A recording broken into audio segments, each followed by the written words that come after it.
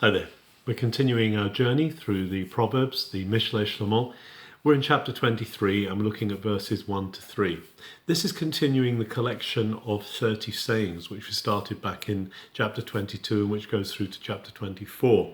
And in this collection, these three verses really stand together and are a warning about getting ourselves implicated by gifts or by favours with those who are rulers and with politicians. So verse 1 says, Ki tetzev lilchom et moshel, bin tavin et asher lefanecha. It says, when you sit down to eat with a governor, be very wary about what is set before you. And the next verse says, V'samta shachin beloecha, im ba'al nefesh ata.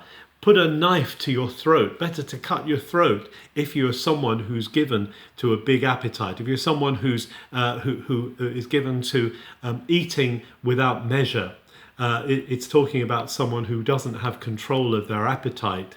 And verse 3 says, Al titav lema'amotav vehu lechem kezavim, which is saying, don't get stuck into all the nice things that he offers, all the delicacies, because they are morsels of trickery. So what are these three verses trying to say?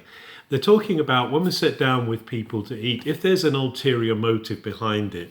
Many times people of power engage people by giving them things, by hosting them at dinners and giving them food. Particularly in this time, this was a way of gaining the favour because there was something covenantal about eating. And so the sage is saying here, be careful who you sup with. Be careful who you sit down and take their food, especially if you like to eat a lot and you're likely to feast on the good things of their table, because they will probably want something in return. It's what the sage here calls the morsels of trickery. They're trying to get you into a place to soften you up, to get you to agree to their intentions. And so it's just a warning here to walk with integrity, to not allow ourselves to be patronized, to have favors asked of us which are not good and are not godly.